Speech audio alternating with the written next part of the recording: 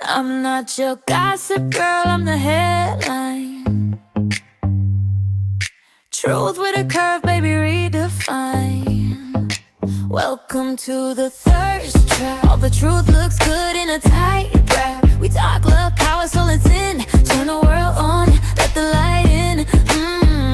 Yeah, the thirst trap news.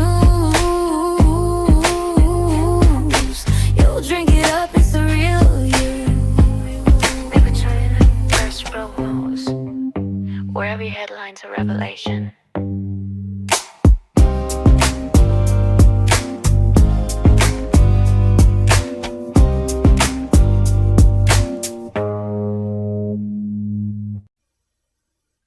Hey there, everybody. Welcome to my subscriber-only show. It's always awkward starting off at the beginning because everyone comes in late. But nonetheless, I will get into my monologue all the same. So, today we are going to be talking about Babylon. We're moving forward through ancient history. We talked about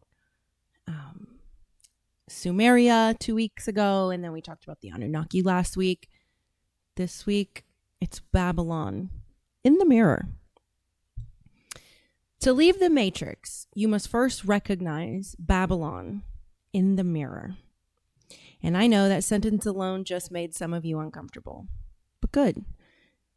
Discomfort is the alarm clock of the soul. Because Babylon was never just a city. It was a system, a culture, a mindset, an agreement to trade truth for comfort and freedom for applause. Give me 1 second.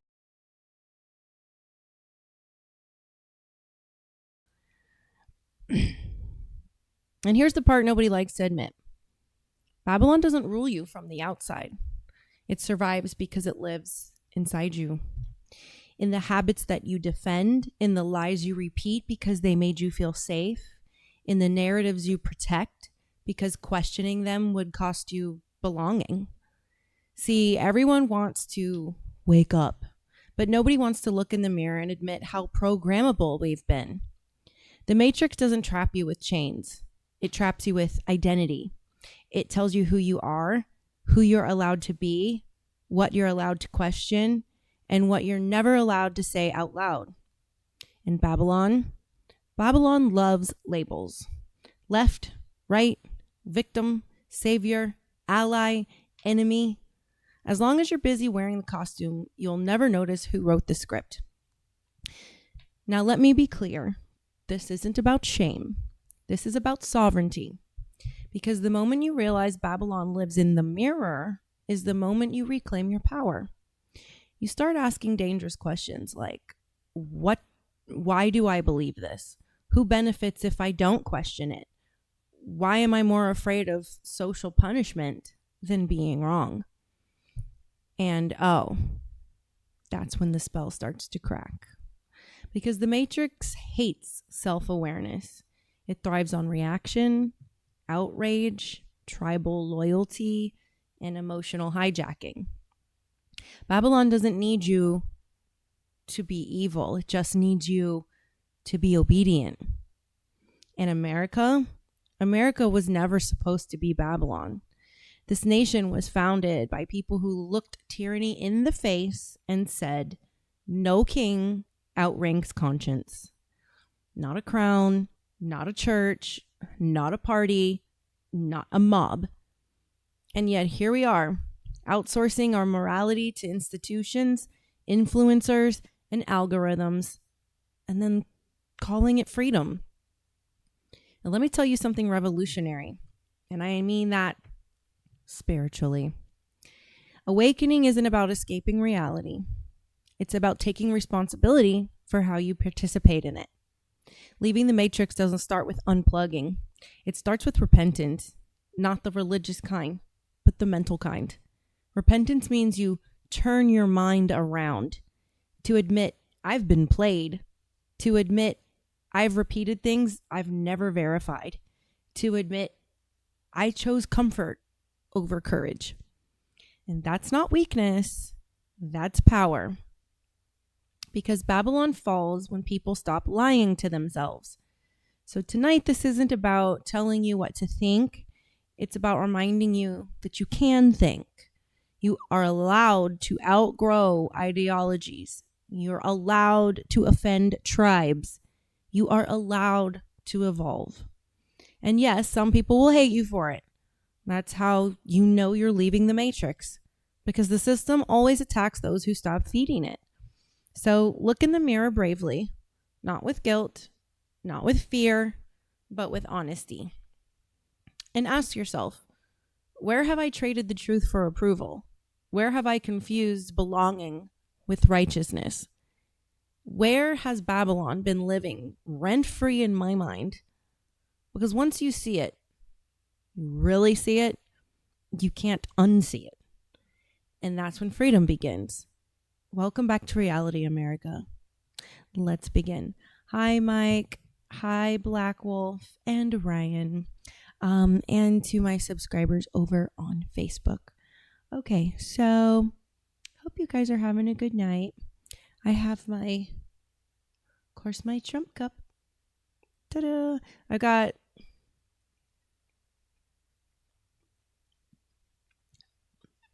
I don't know what this is. It tastes like cough medicine. Oh, it's mango, strawberry, and rum. I think I've just gotten to where I don't like rum so much. It's like every time I mix alcohol with juice lately, it tastes like medicine. Okay. So we're going to get into Babylon. If you were with me the last 2 weeks, on Sunday we talked about the Anunnaki last week, and then we talked about Sumeria the week before. So Sumeria was the world power that existed before Babylon took it down and literally built on top of it, quite literally. So what we're going to cover in this is the centralization of belief systems.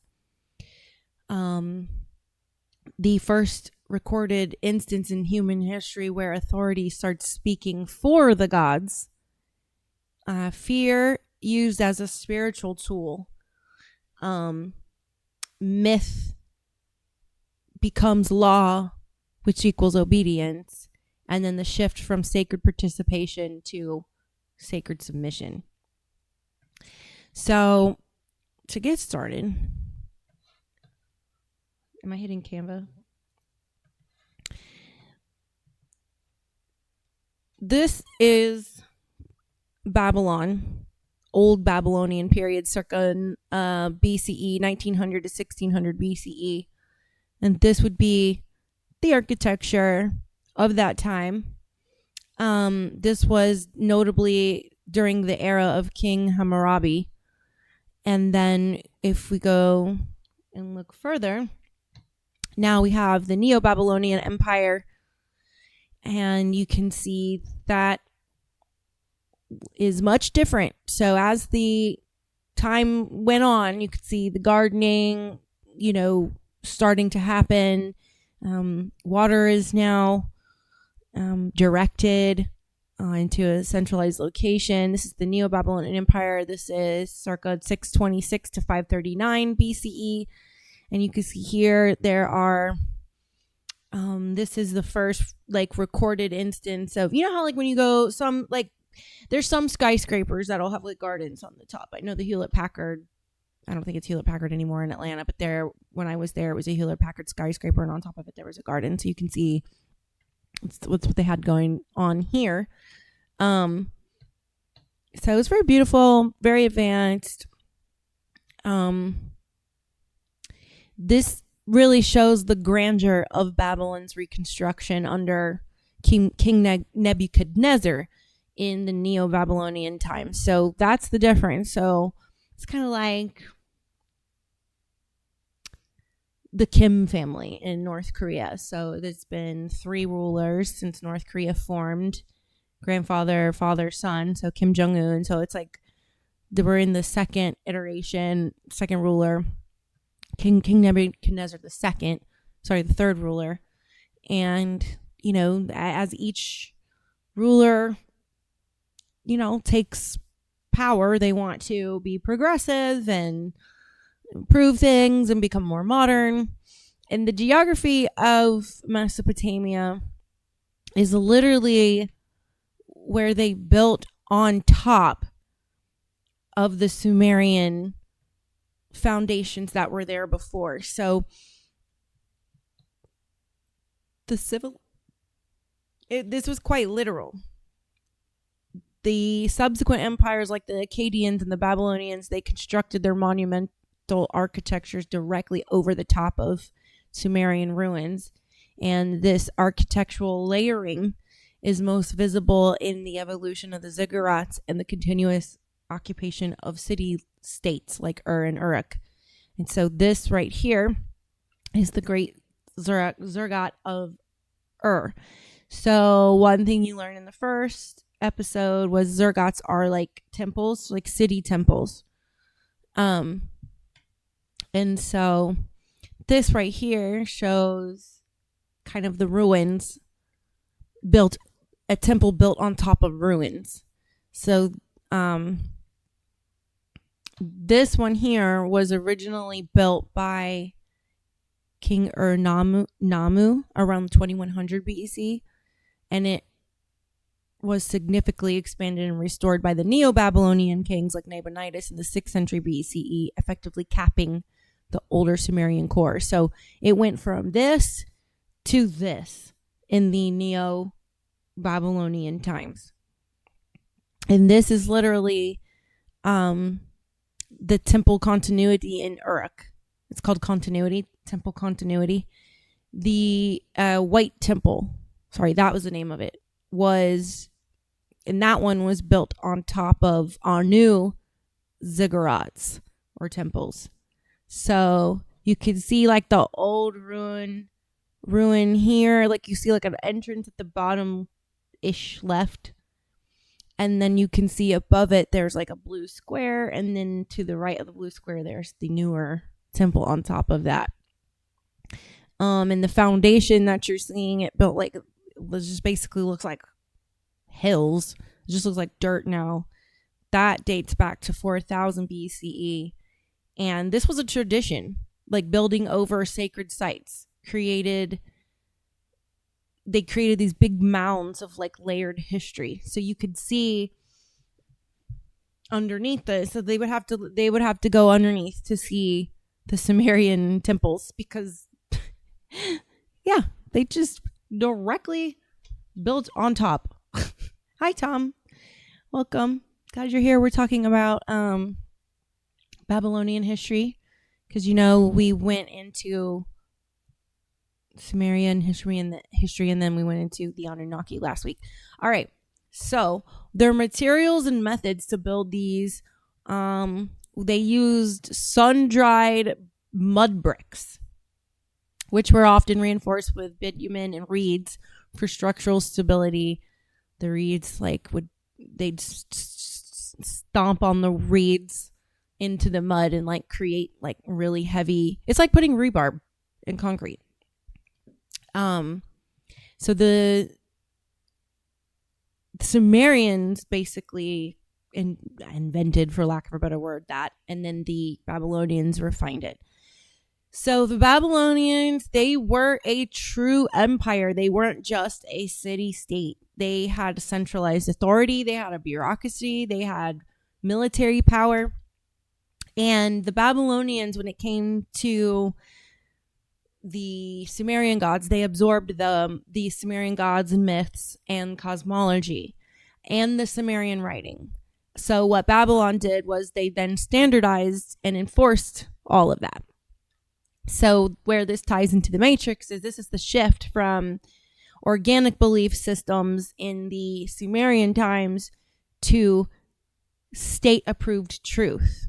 Okay, so this is the start of what we are experiencing. State-approved truth, the narrative, the rhetoric, what you're allowed to believe, what you're allowed to practice as tradition, what you're allowed to, consider truth. Sound familiar? Let's see. Tom says, just got off work, saw Luna was going live, so I had to rush home. Oh, thanks, Tom. You're so sweet. All right. So now we are going to go into the Babylonian gods a little bit. This is like a bit of rebranding of the divine, if you will. So they didn't invent any new gods. They just reordered them. So their key deities are Marduk.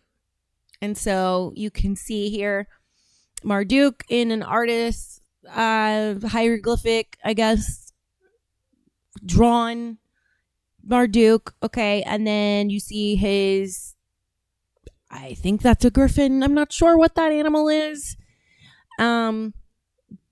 And then you can see what's in black and white is a stone like carving that was enhanced digitally, so you could see it a little clearer. But Marduk, if you remember, if you go back to Nightcap episode 7, in the Sumerian episode we talked about Marduk. So Marduk got elevated to the supreme god. Remember, it was Anu in the Sumerian mythology. So he got elevated to the supreme god during the peak of Sumerian civilization, which was approximately the 3rd millennium BCE. So Marduk was an obscure minor deity with very little influence before that. So the political theology of Babylon was that Babylon rules because Marduk wills it.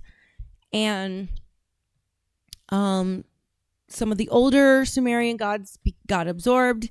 Enlil, as you can see here in this statue on the left with the wings and the bear belt, this is Enlil, god of storms, or in other words, Yahweh. He got demoted and Marduk got moved up. And Enki, which is here on the right, with the falcon and the water and the horned helmet, he got recontextualized in Babylonian times. That shift moved him from a primary supreme deity to a supportive paternal figure serving the glory of Babylon's patron god Marduk. Now, Enki, like the biblical, in Babylonian times is compared to like the biblical serpent or the Greek Prometheus. And so like those two, they're associated with bringing knowledge or fire/wisdom to humanity, which sometimes went against the will of the other gods, like Enlil, who's Yahweh. So that's where the Christian mythology of the serpent, Satan, the devil, and God and Yahweh, God, Jehovah, whatever you want to call him, being enemies, because Enlil became more of a paternal figure who was giving humans tools against the will of Enlil. So, Inanna, crap. I don't have Inanna to show you, but I could scoot over my window here real quick. So this is Inanna. That's not going to work. What I'm going to do here, I'm going to move this over.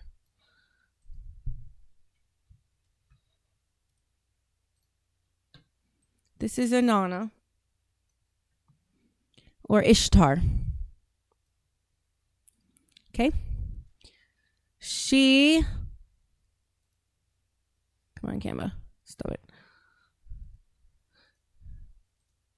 She was reshaped into the imperial femininity, or goddess of war and fertility, which to me isn't quite that different from what she was depicted as in the Babylonian times.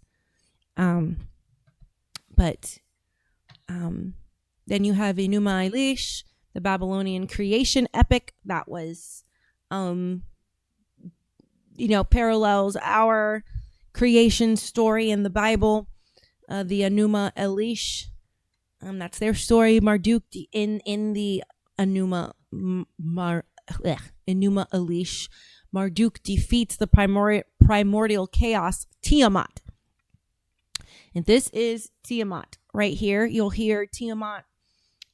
People like Billy Carson talk about Tiamat a lot. It's kind of hard when you're trying to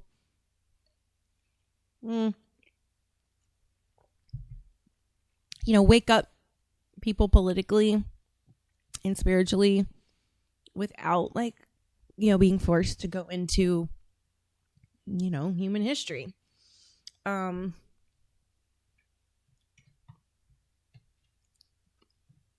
So Tiamat is the primordial goddess of the saltwater ocean and the personification of chaos.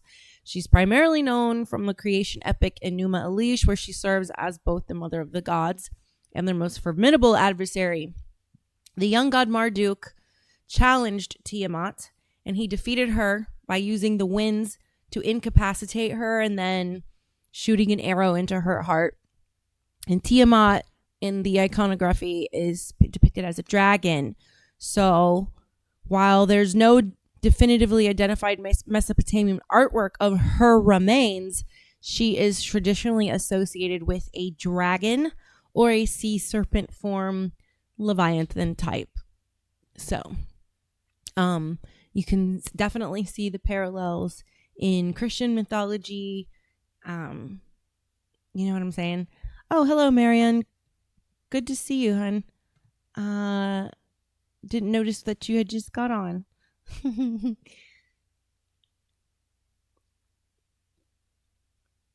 You got into your man lingerie for this, Tom? That's cute. I love it.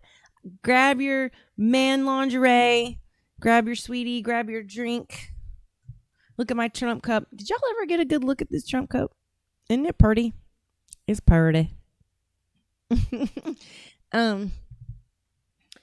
gonna have production roll me up a joint in a second. So anyway, keeping in mind the dragon. So in the Enuma Elish, Tiamat, being conquered by Marduk, it's basically showing that order is being born from violence. Okay, that kings rule as Marduk's representative. And the psychological insight on this is showing you how the Babylonians were the start of chaos becomes evil, order becomes moral, authority becomes divine. So that's where this concept we live under today actually comes from. I'm gonna let you just deal with all that and just hand it to me. So this is basically where the patriarchal cosmic hierarchy solidifies. All right. So what do your man lingeries look like? Like, are we talking boxers, boxer briefs and a wife beater, pajama pants, or like a whole set, like shirt, pants, robe, silky robe?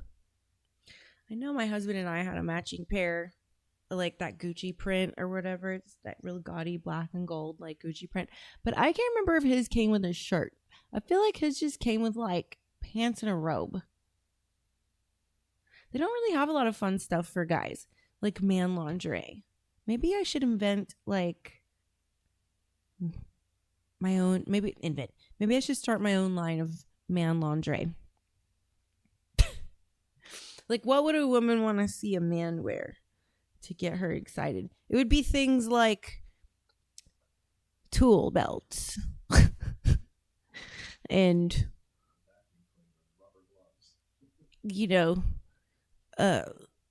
knives, like things that are manly, but you can't really go to bed with it. But yeah, like silk boxers. Yeah, silk boxers in a robe. Silk boxers in a robe. Okay. So, now we are going to get into law as sacred control. This was the code of Hammurabi, the ruler. Look at this cool cuneiform. This is a stone and steel cuneiform. So this is a look at this. I mean, you can see the holes in it. There's stone behind it. All right. Hang with me. This is going to be long. So, Babylon had one of the earliest comprehensive legal codes. The laws were presented as divinely inspired, given by the gods to the king. Okay, people say that the Constitution of the United States is divinely inspired, but I like to say otherwise. I like to say it was based off the Bible.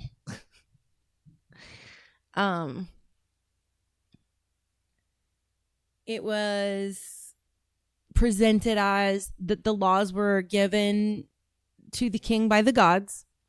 This was the first appearance of the eye for eye justice, which the Code of Hammurabi, circa 1754 BCE, remains foundational to 2025 legal systems, establishing a principle of public accountability that directly parallel modern judicial structures. While its physical punishments, such as the famous eye for an eye, which is the lex talionis, are now viewed as barbaric, the underlying logic of proportional justice remains central to modern sentencing. So the Babylonians gave us our modern sentencing. Okay, so this steel cuneiform is the public display of the law.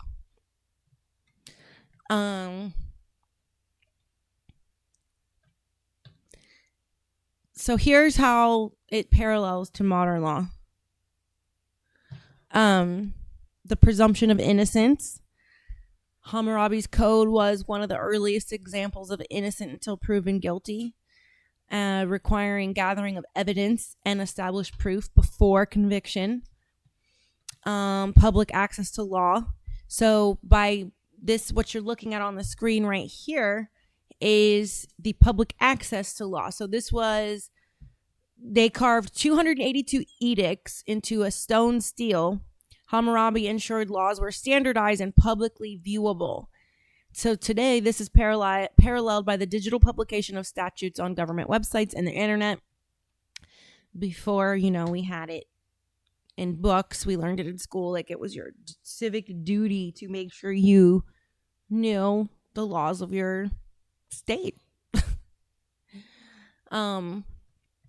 They also were the start, the Babylonians were the start of consumer and professional protection. So the code established accountability for negligence that mirrors modern malpractice in building codes. For example, if a house collapsed due to poor construction, the builder was held responsible, much like modern liability lawsuits.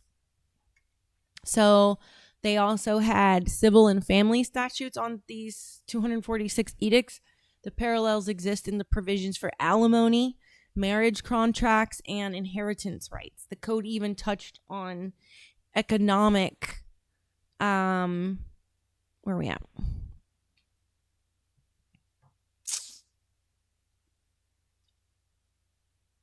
Economic regulations, like minimum wage and debt management that still influence commerce and finance today.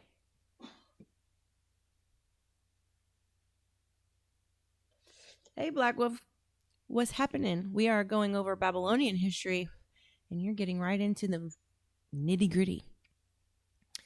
I guess y'all want me to show you my How can I show them my outfit? Which button do I push?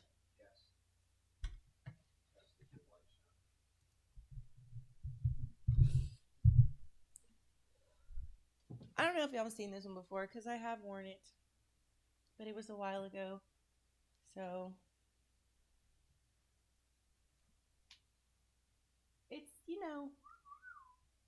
not super see-through, but cute. I like the little double slits. Those are cute.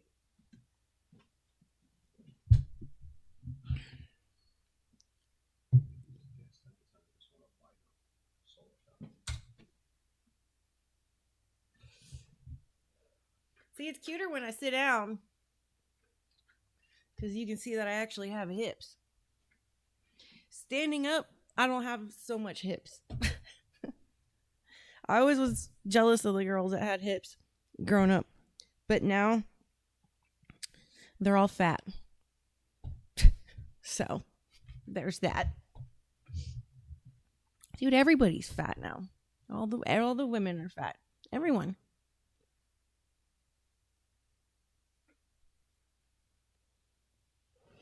The American diet sucks, folks.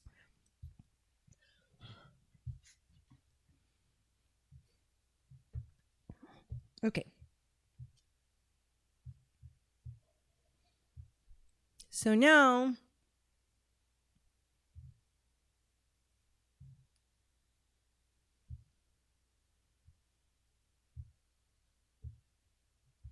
okay, so you smoke, I'm hitting the bow. The bow? The bong, but it says bow. I don't know what the bow is. I think you meant bong, maybe. I don't know. It didn't switch over on Instagram. Why is that? No, when I went to guess, it didn't show the whole thing. See? That's not switching. They can't see it. Did you guys see my whole outfit? No, but it didn't switch.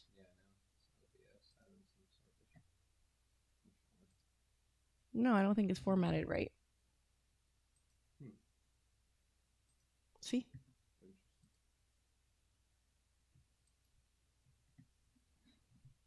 Are you gonna smoke this? Or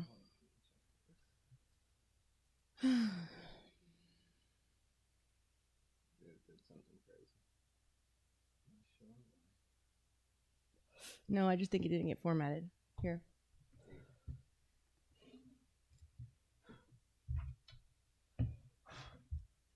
I need you to keep the ash away. Okay. So let me turn the heat down because I am now sipping alcohol and it's getting hot. Okay. The Babylonians were also the first to come up with the procedural fairness concept. So, like current courtrooms, the ancient system was emphasized getting to the truth through witnesses, oral testimony, and evidence. Written evidence presented before a panel of impartial judges. So they had different laws for elites, commoners, and enslaved people. So the enslaved people, well, the class and gender disparity. So, like, unlike the modern pursuit of equality before the law, Babylonian punishments were explicitly tiered by social status. They were. What is happening? So basically, harming a gentleman carried far harsher penalties than harming a commoner or a slave. So they were very segregated with their laws. Hi, Big Dan. How you doing?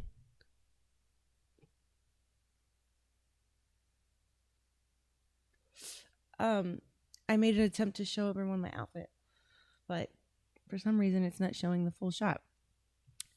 Maybe if I leave it on solo, it will. I don't know. Let's try.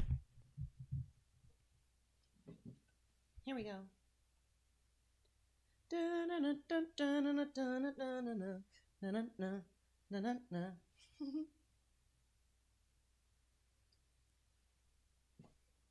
a little twirl for you. And a little Shakira. Oh, don't you know that my hips don't... I don't know the words. And she sings like very polyphonic and layered.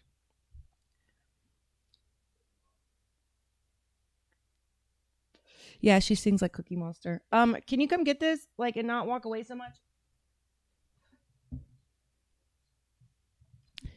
Hang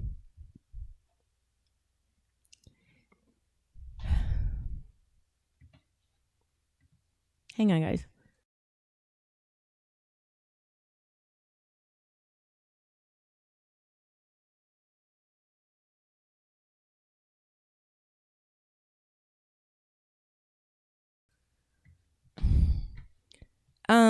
Okay, I'm back. So, yes, like I was saying, harming a gentleman was like far harsher penalties than harming a commoner or a slave, obviously. So, nature of punishment. While Hammurabi relied on physical retribution with mutilation or death and immediate execution, modern systems focus on rehabilitation, restorative justice, and incarceration. So in Babylonian times, law enforcement worked this way. The accuser was often responsible for bringing the accused to court, whereas today that's in the role of a specialized law enforcement agent. So basically, the matrix connection here is inequity justified as cosmic order, obedience framed as righteousness, and punishment framed as divine justice. So when law is sacred, basically rebellion becomes a sin. So that's how they, prevent rebellion. Fear of punishment becomes internalized control. So, like King, this is the same exact formula that North Korea uses. That he's a deity and, and any subsequent rebellion is a sin. Can you please help me with the ash?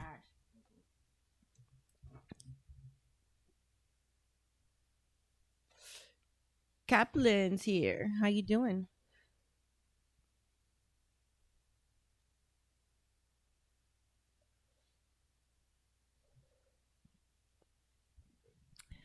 All right. So economics, debt, and human bondage. What you're looking at right here is a depiction of debt slavery. So Babylon perfected economic control. So temple state economy, that's what they had. They had a complex system where major temples functioned as centralized great households that dominated the religious, social, and financial life of Mesopotamia, while early historians characterized it as a purely temple state where all land belonged to the gods. 2025 research confirms a more nuanced model involving a powerful institutional sector operating alongside private enterprise. So grain, silver, and land ownership made up most of their economy. Debt slavery was families sold into servitude, generational bondage, life debts, things like that. The kings, they periodically declared debt jubilees. You probably remember something like that in that movie, The 10 Commandments. When the Pharaoh had his day of jubilee. So this wasn't really a mercy thing. This was more of a stability control. So to keep people from revolting and etc. So the core economic functions of the temple were land management, So the temples owned vast tracts of fertile land, up to 1/3 of all arable land in some periods, managed by an administrative bureaucracy. And this land was worked by various groups, from tenant farmers paying rent to in kind to shirku, which were temple slaves. You could put that out for me.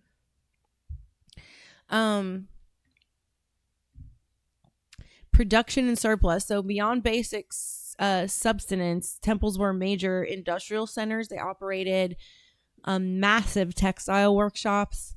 They employed thousands of women. They produced surplus beer, managed colossal herds of sheep for wool, which was a primary export. All of that was going on in these hubs, these areas right here. Okay, so the banking and finance. The temples acted as the region's first national banks. They issued loans to private individuals. They regulated interest rates and provided capital for long-distance trade. And they also maintained a standard of value, first using barley and later silver as money. Redistribution and social welfare. Temples collected taxes and agricultural tithes, storing them in massive granaries to redistribute during famines. And they served as social safety net, providing for orphans, the elderly, and the poor. So, whoa, very similar to our social security system.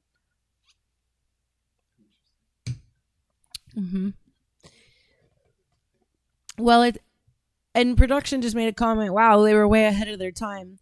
But is it really that they were ahead of their time, or we just continued what they taught us? Because that's what I'm doing. I'm walking you through human history from the earliest known written cuneiforms up to today. And you'll see how it all connects by the end. This should take maybe 9 weeks. So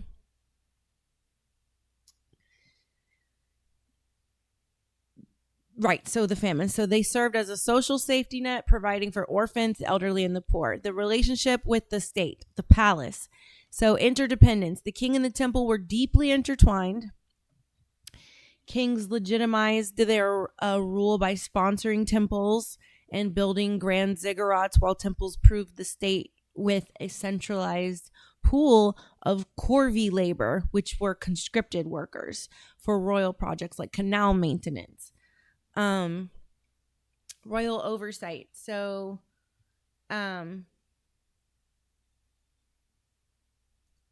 see, it doesn't work to get the wider shot for Instagram. Yeah. So,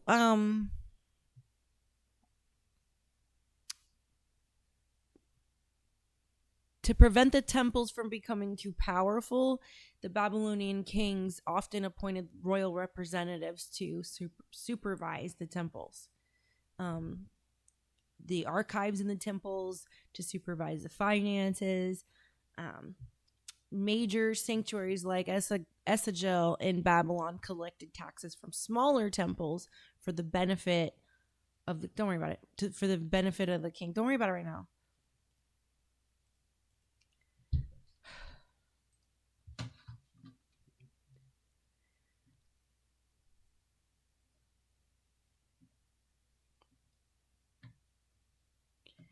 In 2025 research standards, the Neo-Babylonian... I wrote that wrong.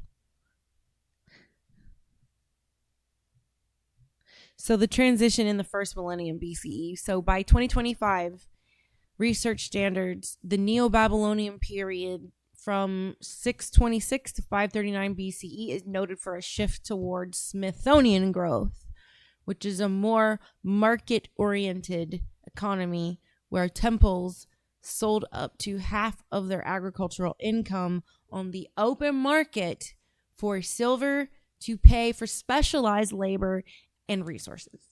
And this era marked the transition from purely redistributive, that type of a system, to one deeply integrated into international trade in emerging financial markets. So this is when humans started the international trade was during the first millennium BCE.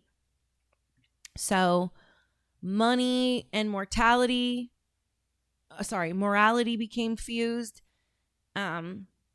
Debt would equal having a moral failure, and wealth shows divine favor. That is the important thread through all of that. And the modern parallel with that is the financial systems as spiritual guilt machines. It's kind of the same.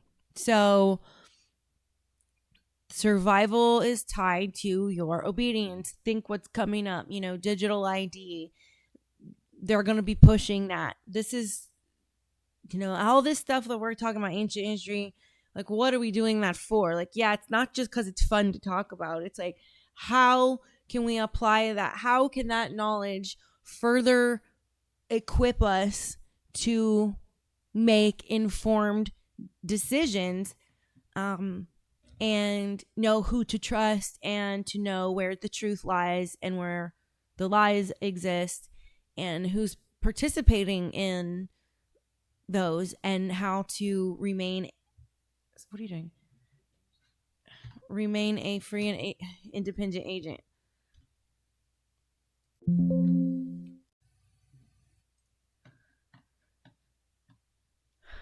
So,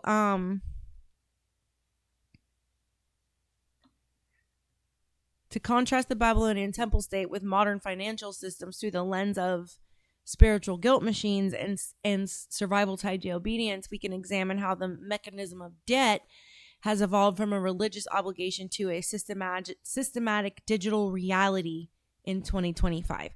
So here, hopefully you can see this because this window is so small.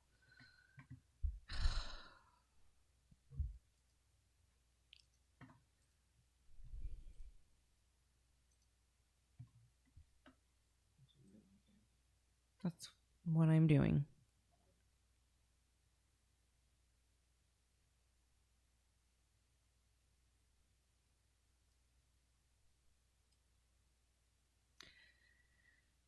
Right, hopefully, let's make this a little bigger for you guys.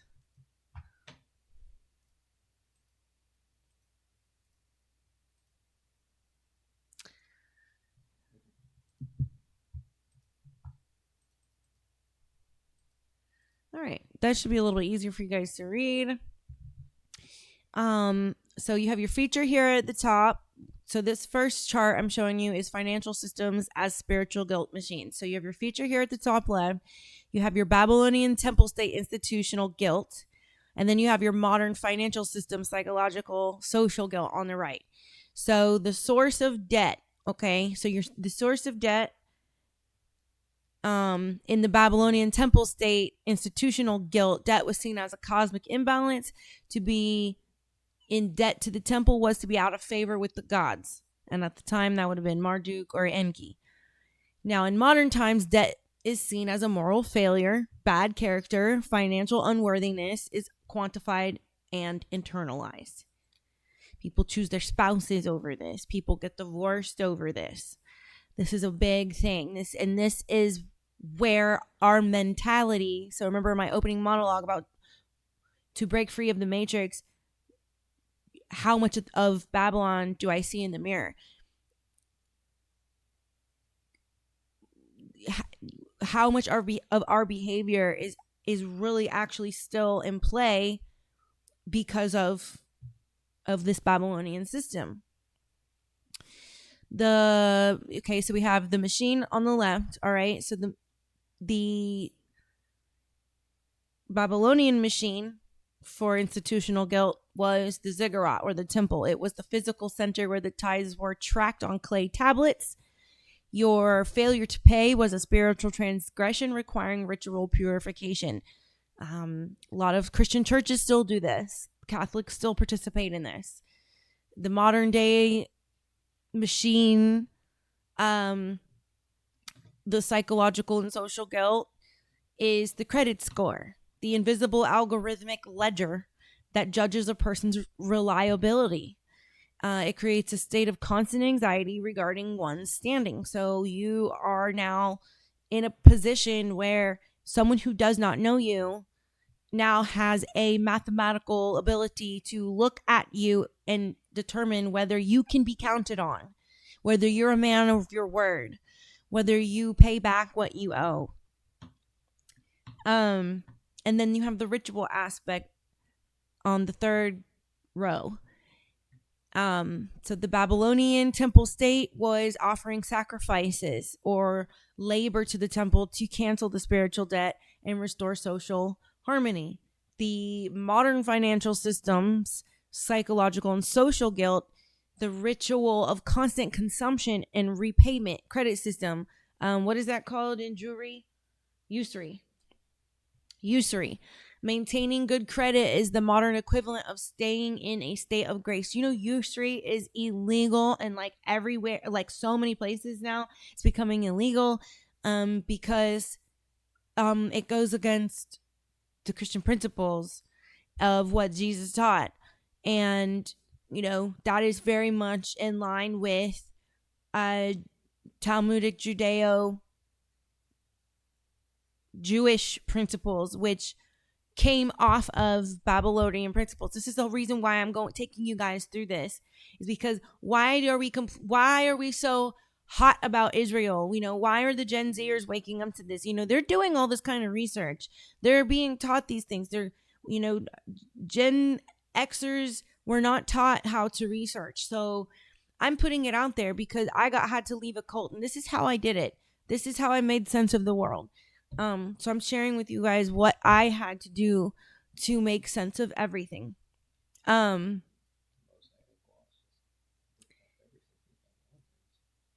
Yes, the Mosaic law, the law of Moses. That's what the Jewish law really is. And yes, it was what came off of the gods. You have to understand, these gods stayed in power over millennia.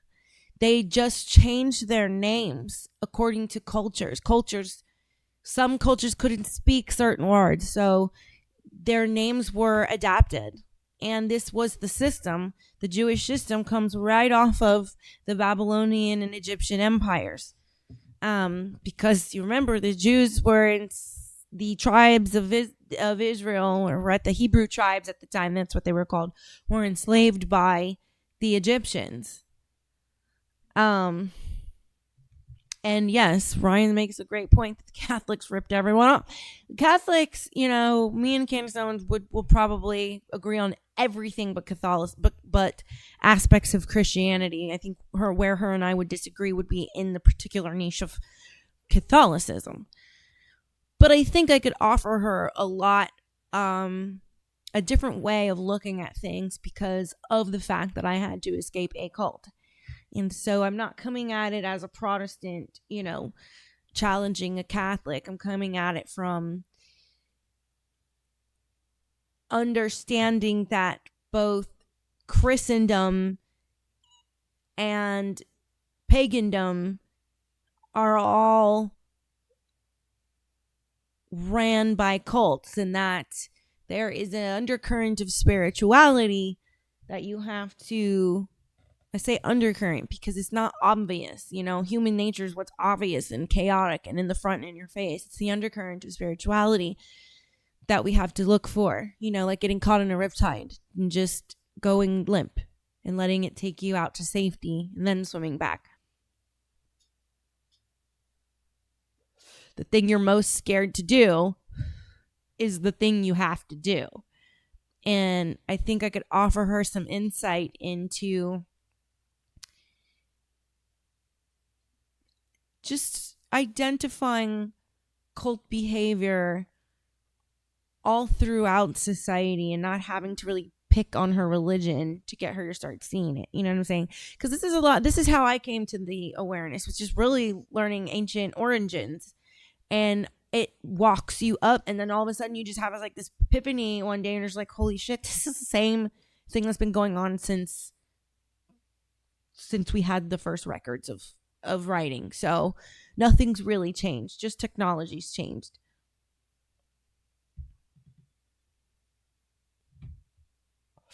Get my smoky smoke on. It kind of helps the gears turn. It helps me,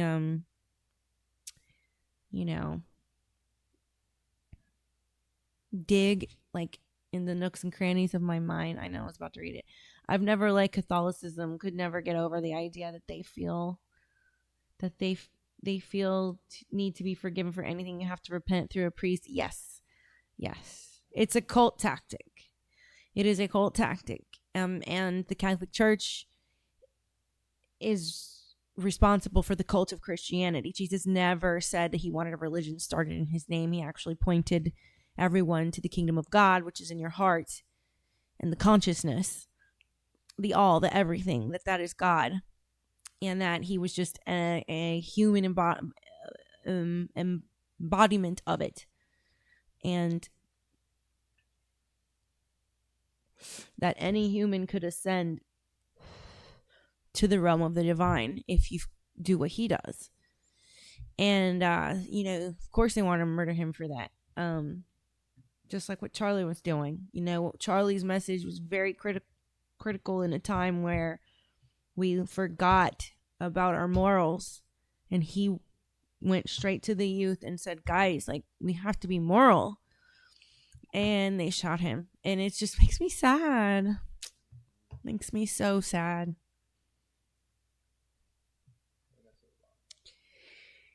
This is why I champion Candace, because no one else is doing it. No one else is getting to the bottom of who the fuck are the human embodiments of the devil. We want to see who it is. And I think she is rebellious enough to get it done. And I'm a rebellious person, so we don't have to agree on everything. I just want to help. Warriors of truth. I don't care what your particulars are. I'm in the fight with you. You know what I'm saying? All right. So the next little chart I'm gonna have to make bigger for you guys. Make this one smaller so I can make the other one bigger. Shit. All right, so I'm gonna have to do it this way.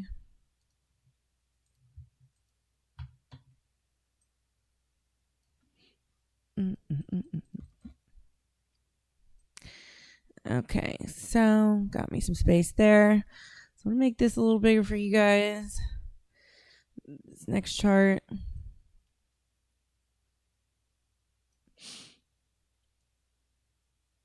Because I know this one's hard to see.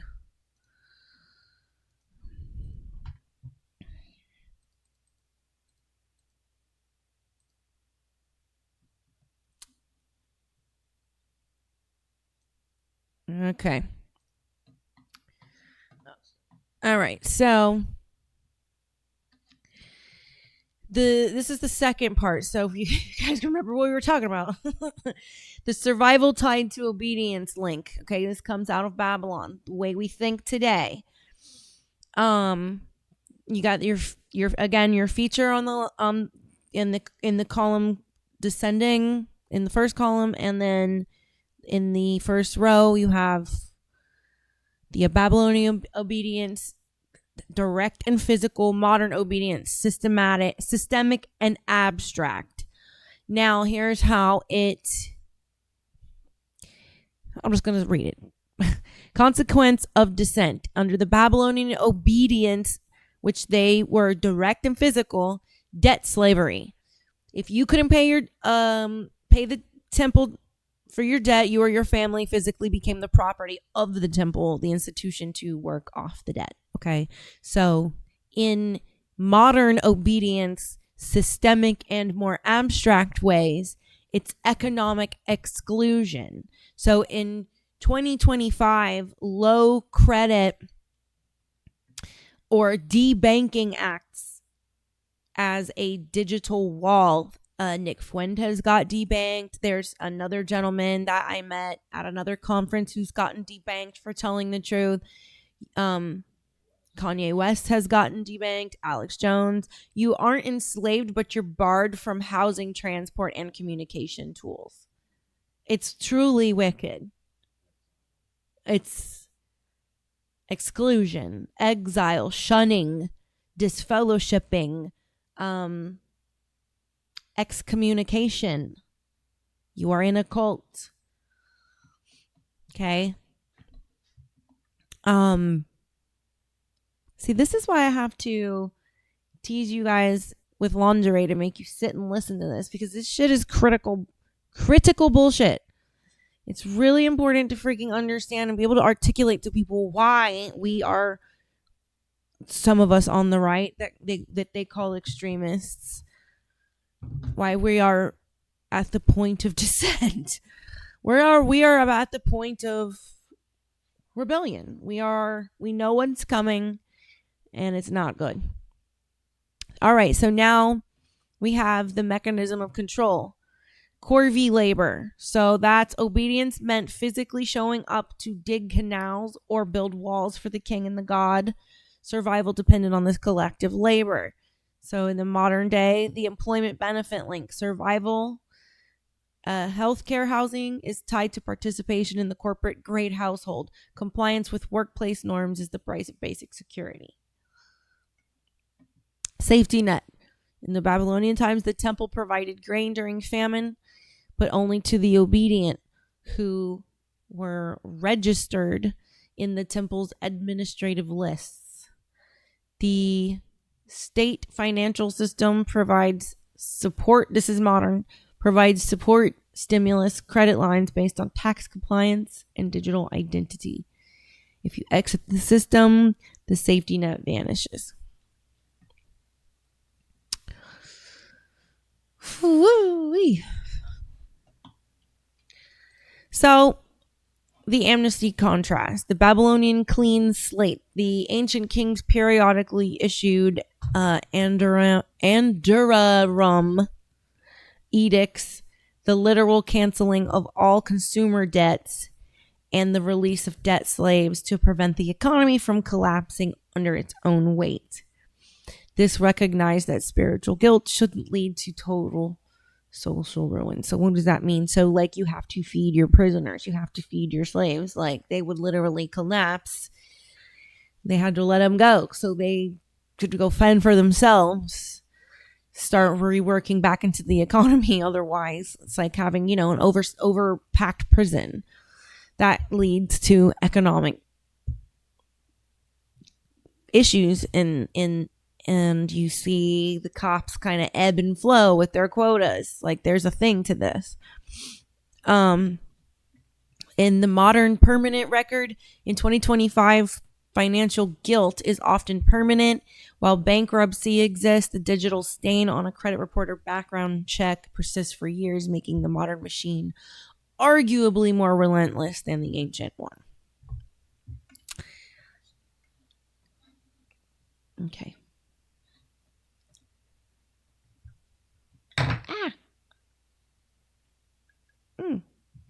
Rashad popped in.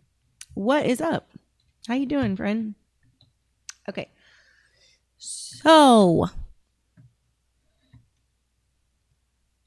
let's look at some fun stuff. Isn't this stuff fun to look at? Let's see if I can make it all this a little bigger. It comes out so tiny on, Instagram. I have to do this. Y'all watching me work. Make that smaller. And then scooch it up. And we're just going to take this, and this. Oops. Now I'm just going to do what works for my brain so I can do it concisely. Okay. So right here. All right. We only got 2 parts left. Astronomy, astrology, and time control. Okay, so this is Babylon's quiet super weapon. the sky. Advanced astronomy was the first successful attempt at providing a refined mathematical. Babylon was the first successful attempt at providing a refined mathematical and empirical description of celestial phenomenon. So here on this cuneiform, right here, you see that is the Babylonian observation of Halley's Comet. All right, in 364 BCE. How cool is that? Let me make it a little bigger. Isn't that pretty neat? It's so neat. Right? That is the earliest record we have of the Halley's Comet. Sorry, I can't tell. I cannot tell if that says 364 BC or 164.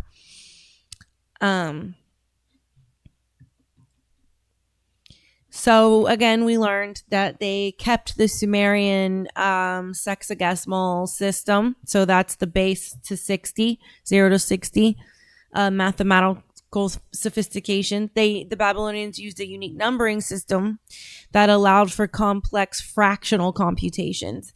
This innovation survives today in the 60 second, 60 minute, 60 hour, 60 second minute, 60 minute hour, and 360 degree circle. So you see that there. And then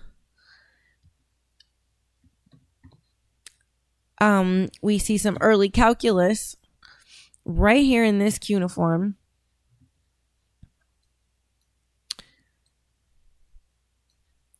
Right here in that cuneiform. Let me move it over just a little bit. All right, in that cuneiform, that's early calculus from the Babylonians from around 350 BCE that revealed astronomers used geometric methods prefiguring integral calculus by 1400 years to track Jupiter's position.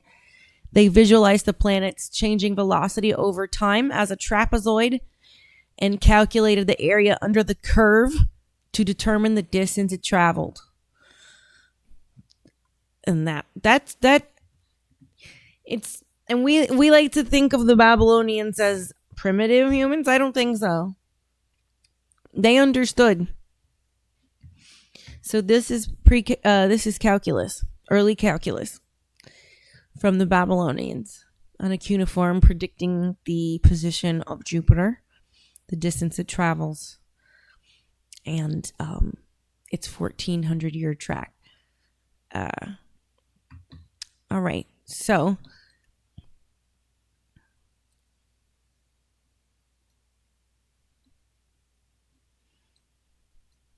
here, systematic observations. They had arithmetical algorithms, unlike the later Greeks who favored geometric spheres. Babylonians relied primarily on arithmetical sequences and step functions to forecast events like the rising and setting of planets. Systematic observations and records, astronomical diaries. So for over 600 years, priests and scholars kept daily records of the night sky, documenting lunar phases, planetary positions, and even weather or market prices. The Mul Apin, this source book of ancient astronomy, contains star catalogs and schemes for predicting the lengths of daylight and planetary settings. Zodiac development. In the 15th century BCE, they divided the sky into 12 equal 30-degree sections based on the elliptic sun path, creating the earliest version of the astrological zodiac used today. Let me move this down for a second.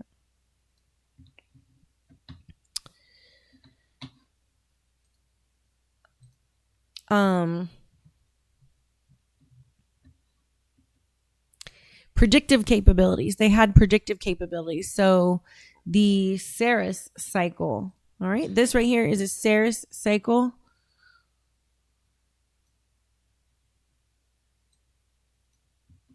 This is the Saros cycle. It's analyzing centuries of data the Babylonians discovered a repeating 18-year, 11-day cycle that governs the recurrence of lunar and solar eclipses. This is a way you can debunk flat earthers. They claim that the usage of the term Saros proves that eclipses are predicted by using ancient Babylonian technology. In reality, the Saros is now used to classify related eclipses. The solar eclipse on August 21st, 2017 is the 22nd member of the Saros 145. The term Saros was first used in association with eclipses by Edmund Halley in 1691. The numbering system on the Saros series was created by G. Vandenberg in 1955. So that's at the flatearth.ws/Saros series debunking flat earth misconceptions website. So I did not make that chart myself. That is where I got that chart. Whoa. So,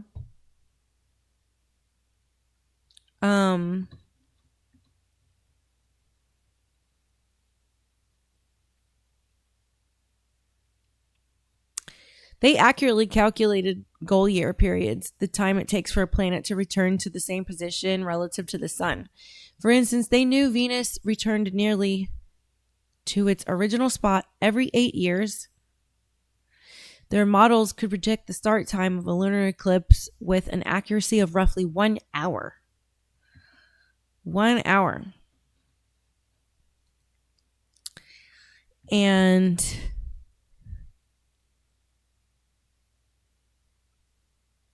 where am I at? I should have done this in different colors.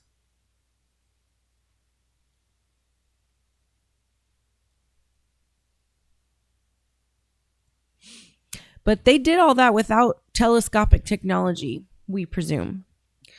The cultural and scientific impact, averting omens. Astronomy was deeply tied to the state. Eclipses were viewed as dangerous omens for the king. Predictive accuracy allowed leaders to perform rituals like appointing a substitute king to take on the god's wrath during an eclipse. Legacy. The Babylonian data and methods were foundational for later Greek astronomers like Hipparchus, I don't know who that is, and Ptolemy, and their observations remain useful to modern scientists for validating historical eclipse models. So the Babylonians gave us zodiac system origins, timekeeping refinement, calendars tied to religious festivals, fate written in the stars, fate externalized, human agency reduced down to, not like you only are allowed so much to decide for yourself what's right and wrong, and destiny mediated by priests, i.e. the Catholic Church, whatever. Astrology was once a language of cycles, not a prison of fate, and Babylon institutionalized it. Right.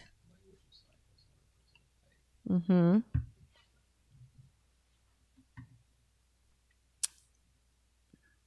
All right.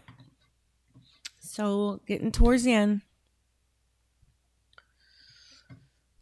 Babylon as a spiritual archetype and why this still matters. Okay. So here hopefully is where this will all click for my audience.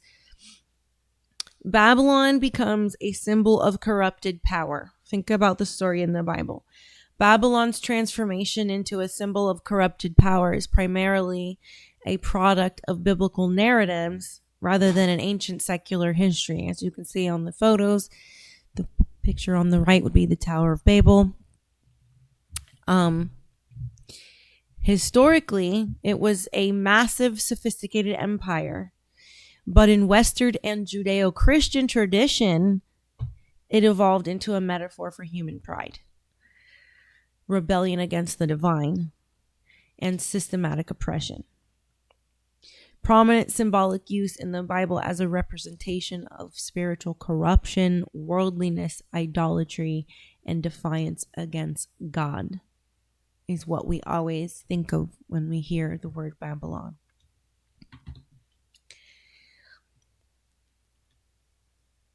So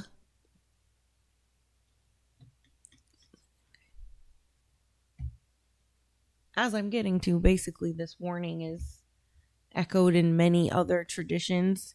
This warning, using Babylon as the warning.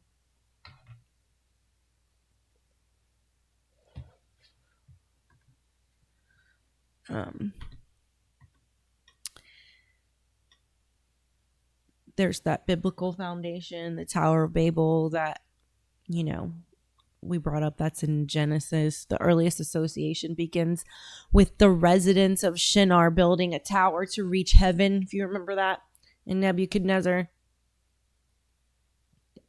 was wanting to taunt God, basically prove that he could reach heaven as a human, as a man. And this was interpreted as a vainglorious act of pride and rebellion, leading God to confuse their languages and scatter humanity. However, in the real, actual Babylonian cuneiforms, it says that Enki was the one that didn't confuse their languages, gave them words of contention, tools, and then scattered humanity in an attempt to save them from slavery. The Babylonian exile, the most significant historical event shaping the symbol, was the conquest of Jerusalem in 586 BCE by Nebuchadnezzar II. The destruction of the first temple and the forced relocation of the Judean elite, Judean elite to Babylon created an existential crisis. Judean writers from the tribe of Judah, Judean writers used the opulence and polytheism of the Babylonian court to contrast to their own religious values. Okay, so the Jewish law comes right off of Babylonian tradition.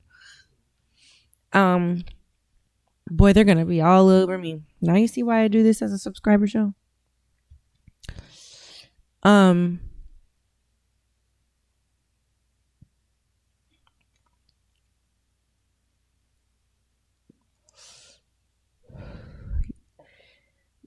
In the Bible's, warning using Babylon, they use prophetic condemnation. So prophets like Isaiah and Jeremiah depicted Babylon as a golden cup that made the nations drunk and mad with its wine.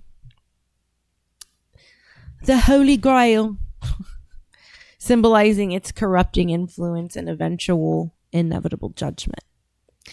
And then you have the New Testament transformation where Babylon is depicted as a whore, riding the seven-headed beast. The whore of Babylon in the book of Revelation, the city is personified as the great prostitute seated on the dragon. The dragon represents the seven governments, world powers of the earth, and the whore of Babylon being the Pope, being the Vatican, being the cult of Christianity that is in bed with the government. This depiction represents the epitome of moral decay, seducing the world with wealth, sensuality, and spiritual adultery.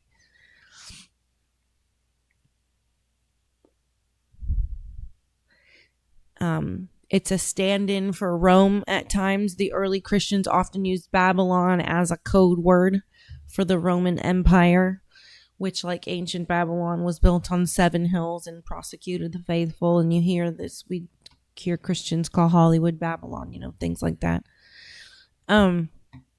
Cultural and modern symbolism. Universal metaphor. Babylon has evolved from literal city into a motif for any system that exalts itself against God. It crushes the vulnerable and prioritizes materialism over spiritual integrity. Rastafarianism. So in modern times, the Babylon system is a core concept in Rastafarianism culture. You hear them sing about Zion, Babylon, representing oppressive Western capitalist structures and systematic racism that contrast with the spiritual homeland of Zion. And contrasting that with reality, historically, Babylon was an inspiring center of science, law, and architecture. The sinful label was a narrative tool used by conquered people like the Judeans to maintain their own cultural identity by framing their captors as morally inferior. And if you think about what the Zionists do today, we are morally and physically inferior.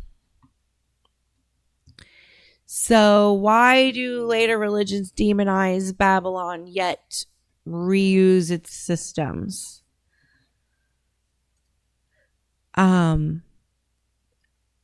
There's historical trauma. The evil of Babylon in the Abrahamic tradition is primarily a political and theological reaction to conquest.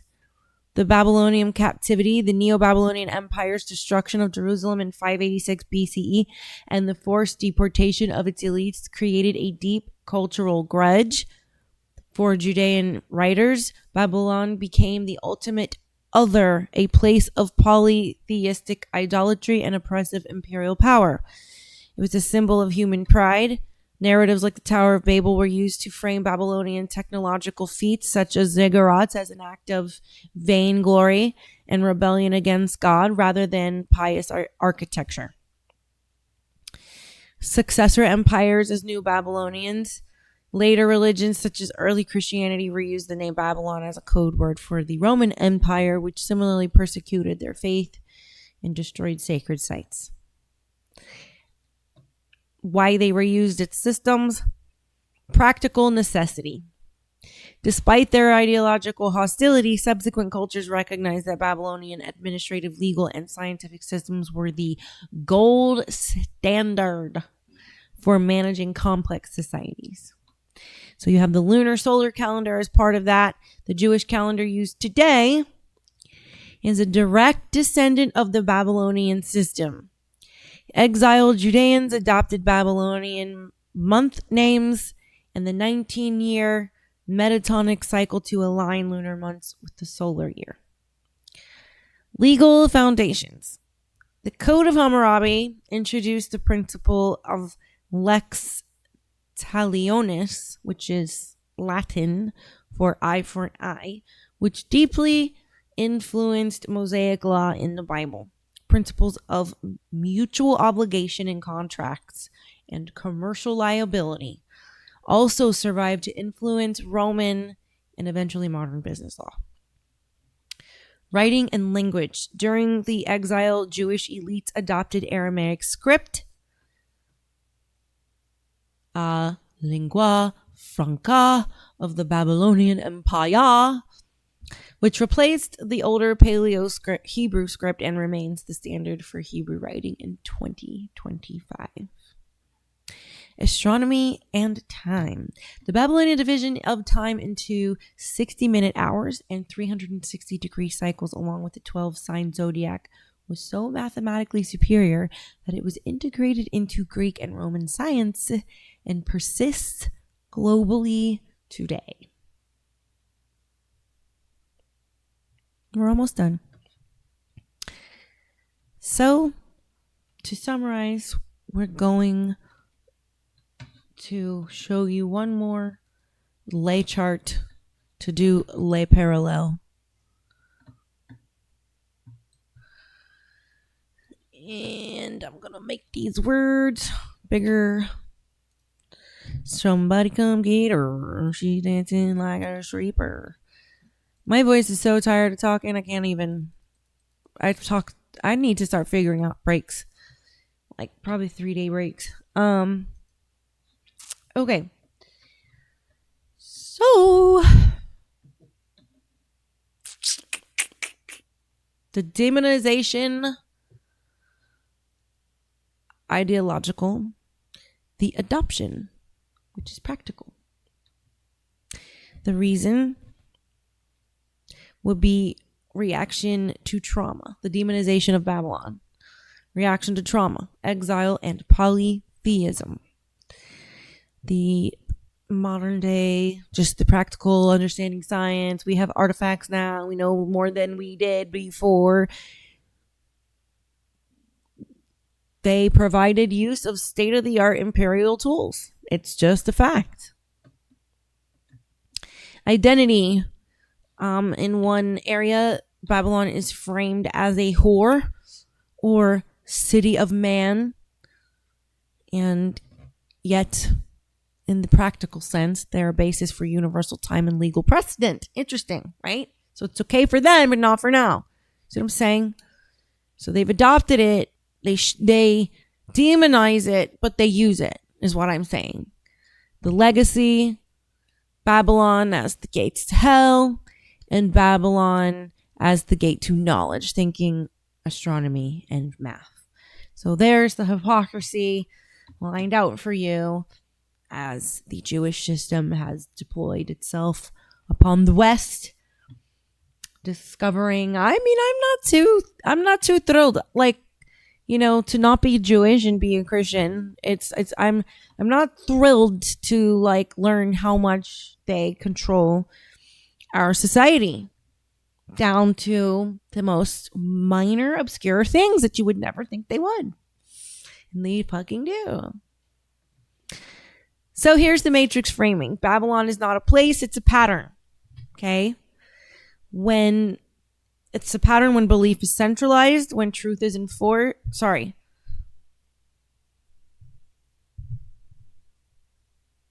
When belief is centralized, when truth is enforced, when spirituality is used to justify hierarchy.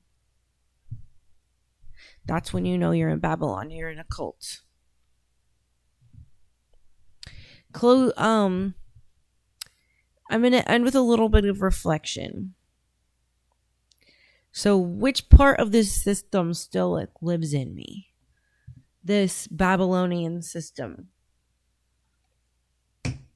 as brought to you by any of your Steens and Steins and Bergs.